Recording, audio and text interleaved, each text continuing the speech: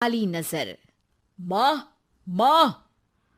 अरे क्या माँ माँ कर रहा है? बकरी का बच्चा है क्या? अरे माँ, मजाक छोड़ो। मुझे फाइनली वो मेन चौराहे वाली दुकान मिल गई है।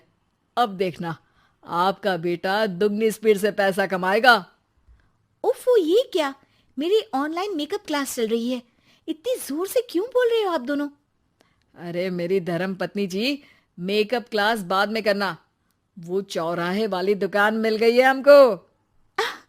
अरे वाह! रुको, मैं अपनी माँ को फोन लगाकर बता देती हूँ। अरे मैं भी अपने रिश्तेदारों को बता देती हूँ। कितनी खुशी की बात है। हाँ हाँ, मैं भी अपने दोस्तों को बता देता हूँ। 1 हफ्ते बाद रजिस्ट्री है। बस, घर में खुशी का मौका था। उन तीनों ने अपने अपने फोन उठाए और लोगों में बात फैलाना शुरू कर दिया। और रही सही कसर, श्वेता बहू ने अपने पड़ोस में सबको बताकर कर दी। अरे वर्मा आंटी, अब हम भी जल्दी कार ले लेंगे। घर का रेनोवेशन होगा और ठाट से रहेंगे हम भी। अरे, ऐसा क्या हुआ? लॉटरी बाटरी लग गई है क्या? अरे, इस बार चौराहे वाली मॉल में हमको भी दुकान मिल गई है। दुकान नंबर 21, जो एकदम चौराहे पर है।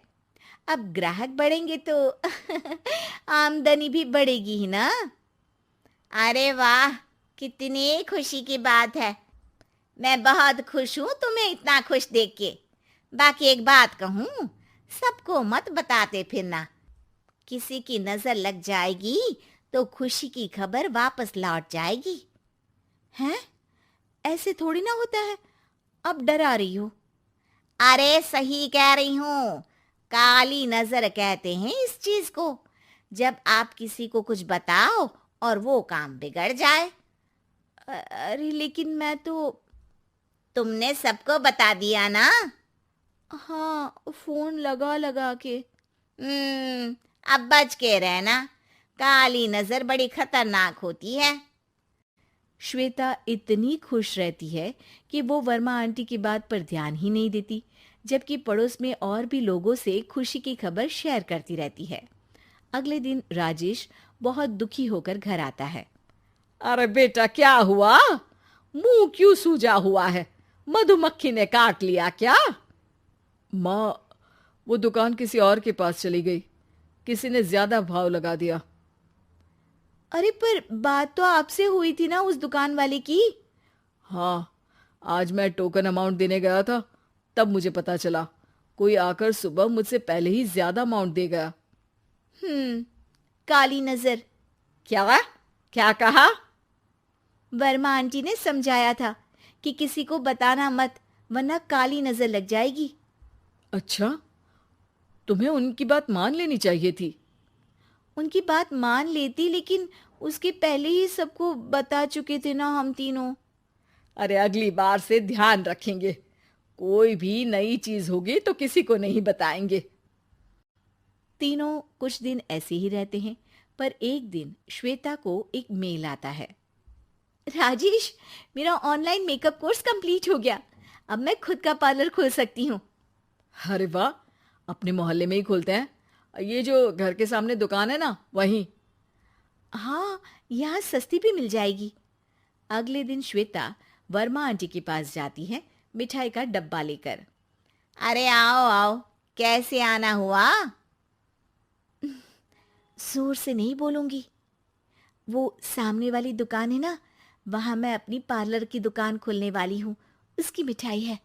अरे वाह, बहुत बधाई हो तुमको। हाँ, मैं कमाने लगूंगी तो राजेश पर पूरे घर का बोझ नहीं रहेगा ना आंटी जी। ये तो है। पर ये बता कि तूने ये बात किसी और को तो नहीं बताई ना? अरे नहीं नहीं, पिछली बार गलती कर दी थी। काली नजर लगी किसी की और राजेश के हाथ से वो दुकान चली गई थी। सबको मत बताना।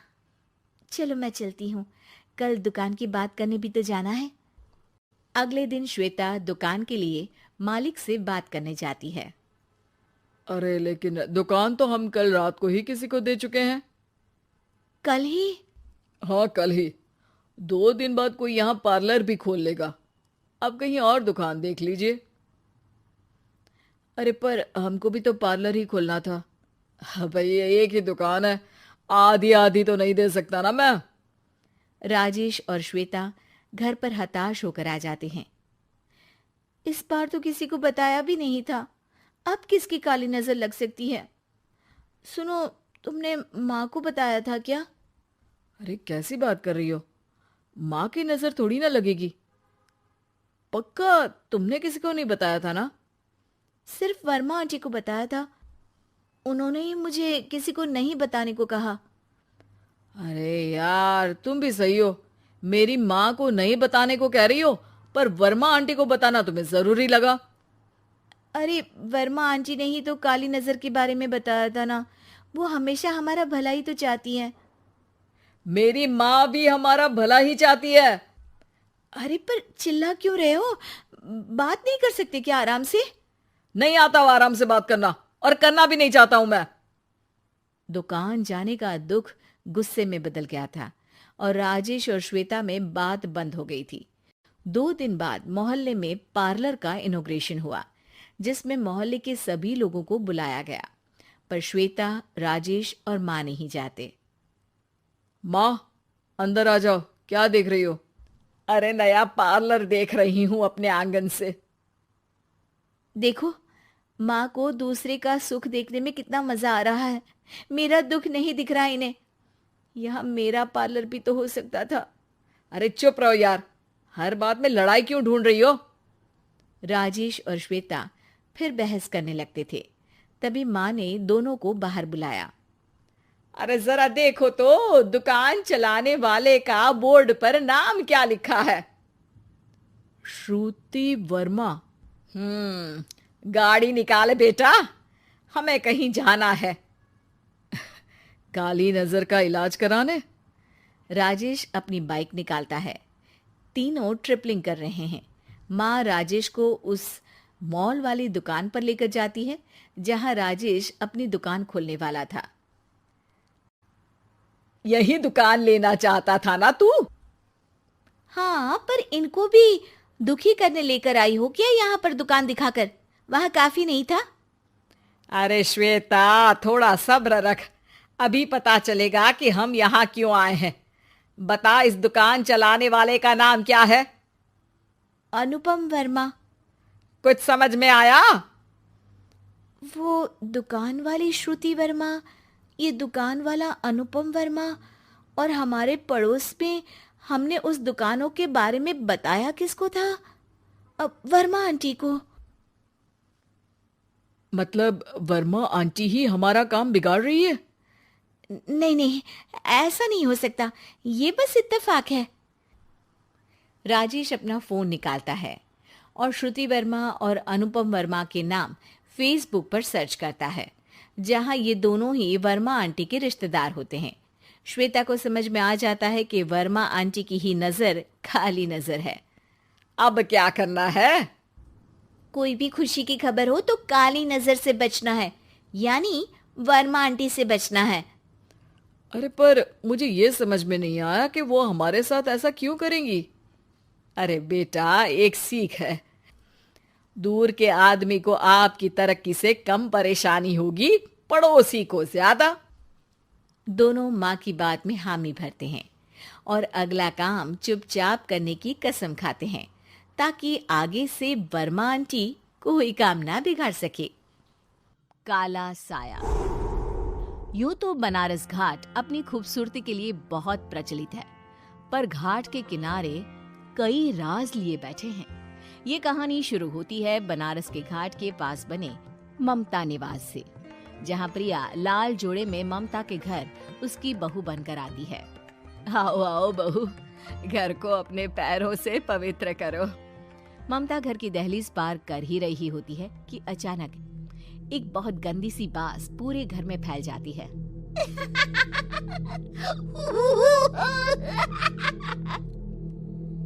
ये बदबू और ये आवाजें, ये कौन हंस रहा है माँ? अब ये पड़ोसी ना हमारे थोड़े अलग से है। कहाँ हम शाकाहारी और ये मांस मच्छी खाने वाले। छोड़, तू ध्यान मत दे और गृह प्रवेश कर। और हाँ बहू, अपनी सास की एक बात हमेशा याद रखना, इन पड़ोसियों से तो कभी बात नहीं करेगी। अच्छे लोग नहीं है ये। अपनी सास की ये बात मानेगी ना बेटा? हाँ माँ, जो आपकी मर्जी, मैं उनसे बात नहीं करूंगी। अगले दिन प्रिया अपनी पहली रसोई बनाने रसोई घर में जाती है। ये छोक की बात तो नाक में जा रही है। एक काम करती हूँ, खिड़की खोल देती हूँ। प्रिया खिड़की खोलने जाती है। इतने जाले, लगता है इस खिड़की को कभी खोला ही नहीं गया। पर ऐसा क्यों? ओह, नॉन वेज की स्मेल आती होगी ना। 2 मिनट के लिए खोल लेती हूँ, फिर बंद कर दूंगी। प्रिया खिड़की खोलती है। खिड़की खोलते ही उसकी नजर सामने वाले घर की खिड़की पर पड़ती है, जहाँ एक लड़की खड़ी होती है। हाथों में मेहंदी, लाल रंग की साड़ी, बिल्कुल सजी धजी, मानो प्रिया की तरह ही वो भी नई नवेली बहू हो। वो प्रिया को देखकर मुस्कुराती है। हे भगवान, माँ ने तो इनसे बात करने को मना किया था। प्रिया फौरन ही खिड़की बंद कर देती है और तवे पर चढ़े रोटी की ओर देखने लगती है, पर वहाँ रोटी न होकर मछली पड़ी होती है। ये क्या? पहली ही रसोई में इतनी बड़ी गलती! हे भगवान, अब मैं क्या करूं? प्रिया बहुत डर जाती है और फौरन रसोई की सफाई करने और फिर सभी के लिए खाना बनाने लग जाती है। जब वो सबको खाना परोसती है, सब तो ठीक है, मैं बेकार में चिंता कर रही थी। हे भगवान, ऐसे ही बस अपनी कृपा बनाए रखना। रात के वक्त जब सब सो रहे होते हैं, तब प्रिया को पायल की आवाज सुनाई देती है, जिससे उसकी आंख खुल जाती है। ये पायल की आवाज कहाँ से आ रही है? प्रिया उठकर उस आवाज के पीछे छत की सीढ़ियों तक जाती है। तभी उसे बच्चे के रोने की आवाज आती है। प्रिया छत पर जाती है तो क्या देखती है? वही लाल साड़ी वाली लड़की अपनी गोद में एक नवजात बच्चे को घुमा घुमा कर सुला रही है। तभी प्रिया की नजर उसके पेट पर पड़ती है। ओह गॉड, ये तो प्रेग्नेंट भी है। सुनिए, बच्चा सो नहीं रहा है क्या? मैं कुछ मदद करूं? नहीं नहीं, आपके घर वालों को अच्छा नहीं लगेगा, मैं संभाल लूंगी। स्नेहा की गोद से बच्चा हाथ मारकर प्रिया की गोद में आने को छटपटाने लगता है। दोनों घर अगल बगल में बने होने के कारण प्रिया उस बच्चे को गोद में ले लेती है। प्रिया के पास आते ही वो सो जाता है। बच्चे का वो स्पर्श रात भर प्रिया भूल नहीं पाती और अगली सुबह वो छत पर कपड़े सुखा रही होती है। तभी उसे एक औरत इशारा करके बुलाती है। स्नेहा कह रही थी बाबू तुम्हारी गोद में आते ही सो गया। मैं गौरी, स्नेहा की माँ हूँ। बहू, घर आना, बाबू को खिला भी लेना। शाम को जब घर पर कोई नहीं रहता, बच्चे से मिलने के लिए प्रिया छिपकर अपनी पड़ोसन के घर चली जाती है और कुछ देर बच्चे को खिलाकर वापस लौट आती है। इसके कुछ दिन बाद ही प्रिया को पता चलता है कि वो माँ बनने वाली है। ममता की खुशी का ठिकाना नहीं रहता।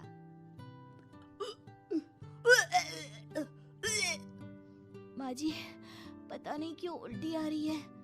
प्रिया भागती हुई वॉशरूम में जाती है तो हरे और लाल रंग की उल्टी करती है।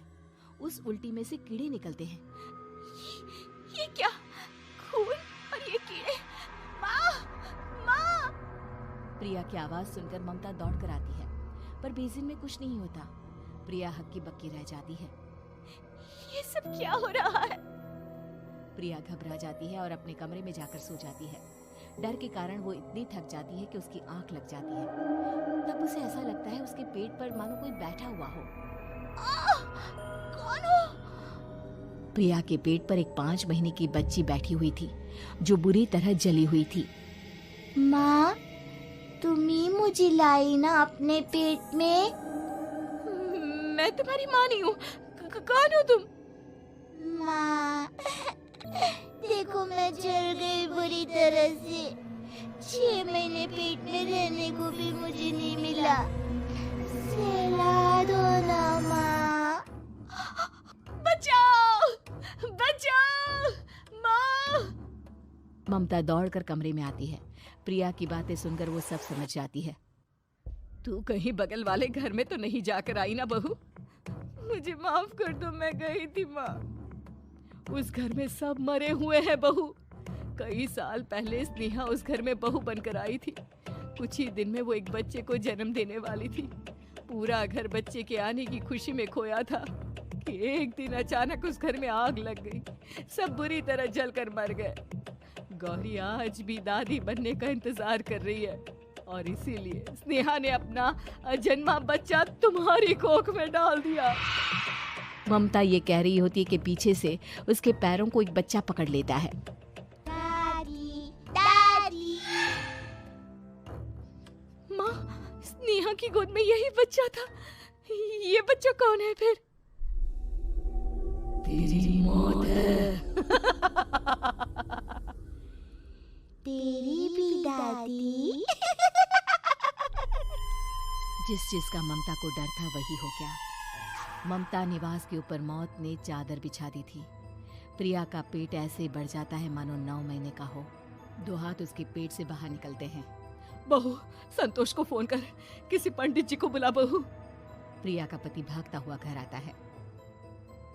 ये तो होना ही था माँ।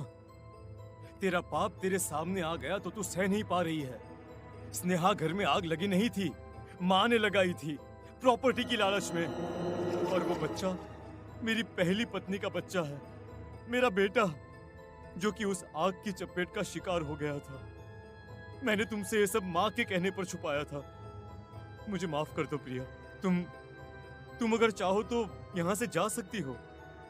मैं तुम्हें किसी भी बंधन में रखना नहीं चाहता। मेरी शादी हुई है आपसे, मैं आपको छोड़ नहीं सकती, पर उससे पहले हमें स्नेहा, उसकी माँ और बच्चे की आत्मा की शांति करवानी होगी। संतोष और ममता गौरी के घर जाते हैं। अंदर सब कुछ जला हुआ होता है। जमीन पर जली हुई लाशें बिखरी हुई थी। ममता रो रो कर अपनी करने की माफी गौरी से मांगती है। प्रिया स्नेहा के घर वालों का अंतिम संस्कार करवा देती है और ममता निवास फिर से आत्माओं के साए से मुक्त हो जाता है।